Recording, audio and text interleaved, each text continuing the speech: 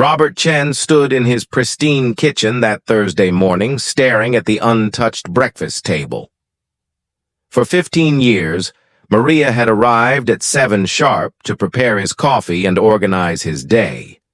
But today, the house felt hollow. At 62, Robert had built an empire in commercial real estate, yet somehow never learned to brew his own coffee. He checked his phone again. No message. No call. Maria never missed work. Not once in all these years. Something gnawed at his chest. By noon, Robert found himself doing something he had never done before. He looked up Maria's address in the employee files. The GPS led him across town to a neighborhood he barely recognized. Crumbling sidewalks replaced the manicured lawns of his world. He parked his Mercedes in front of a small house with peeling paint. The wooden siding looked ready to surrender to time. As he approached the door, he heard a child crying inside. He knocked 3 times. The door opened slowly. Maria stood there holding a baby, her eyes red and swollen. Behind her, a little girl clutched a worn doll. "Mr. Chen," Maria whispered, her voice breaking. "You hid this from me," Robert said, looking past her into the dim interior. The house was barely furnished: a couch with visible springs, a table with mismatched chairs. But everything was spotlessly clean. "Please, Mr. Chen, I can explain." Maria stepped aside. Robert entered, and the full picture emerged. The baby boy couldn't have been more than 8 months old. The girl looked about 7, with intelligent eyes that held too much worry for her age. "My daughter," Maria began, then stopped. She steadied herself against the wall. "My daughter Isabella died 3 weeks ago. Car accident. These are her children, Emma and baby Lucas. Their father left before Lucas was born. I'm all they have now." Robert felt something crack inside his chest. "Why didn't you tell me?" "I was afraid," Maria said simply. "Afraid you'd think I couldn't work anymore. Afraid you'd replace me. I need this job." Mr. Chen, the social worker, said, "If I can't provide proper care, they might separate the children, put them in different foster homes. I've been trying to fix the roof before winter. The back bedroom leaks. But between the funeral costs and feeding 2 children..." She didn't finish. She didn't need to. Robert looked around the room again. Really looked this time. He saw the plastic bucket in the corner catching drips, the space heater that was probably dangerous, the refrigerator that hummed too loudly. Emma watched him with careful eyes. She held her doll tighter. "I can work double shifts," Maria continued. "I can come earlier, stay later.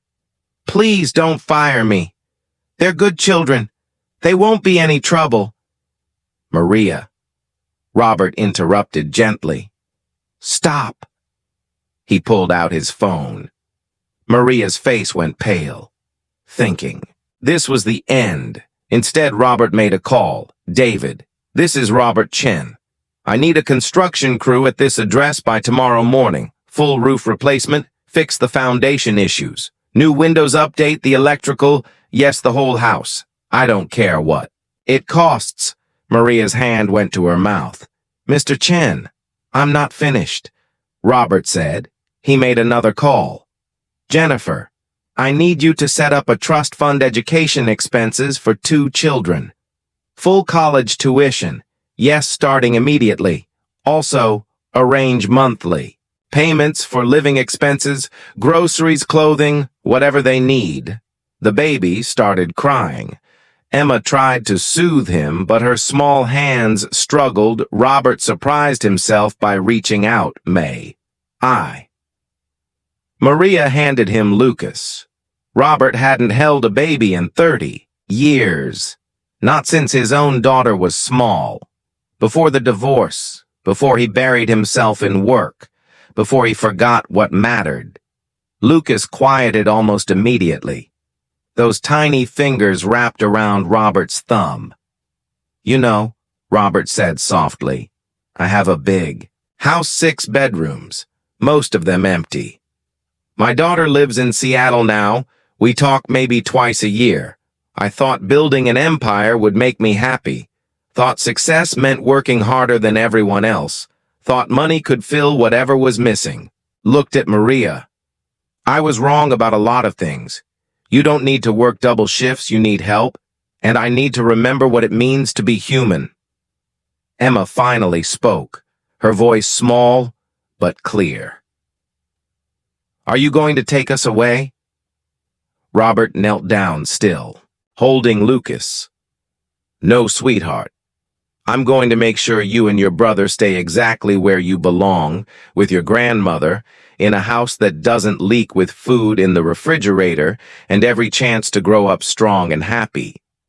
Maria started crying. Sad tears this time. Robert stood. "Here's what's going to happen. The construction starts tomorrow. You take paid leave until this house is safe and comfortable. I'll cover all expenses.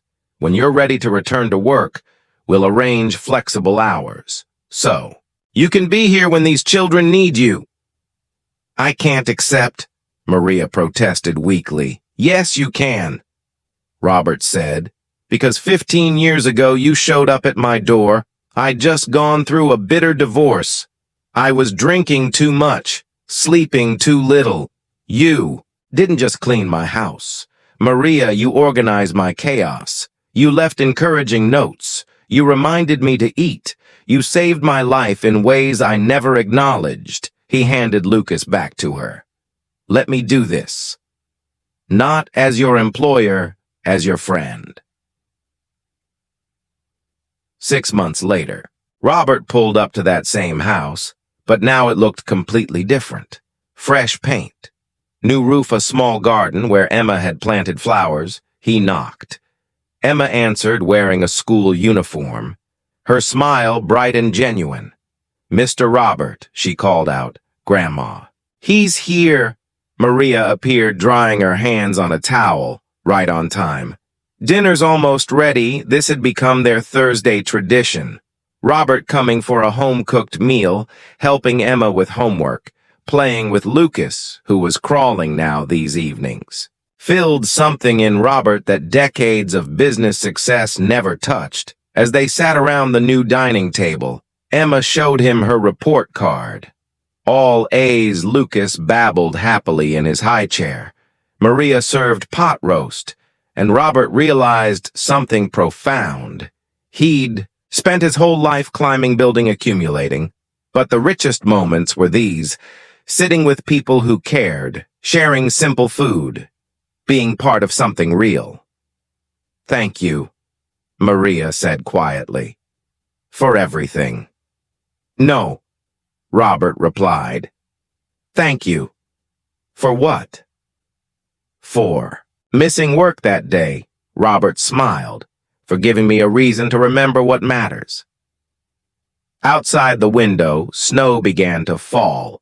Inside the small house with its fixed roof and warm rooms, a makeshift family gathered close, proving that sometimes the greatest wealth has nothing to do with money and everything to do with opening your heart when someone needs you most. If this story touched your heart, please hit that like button, share it with someone who needs to hear it. Today, subscribe for more stories about kindness and hope, and comment below about a time when someone showed up for you when you needed them most.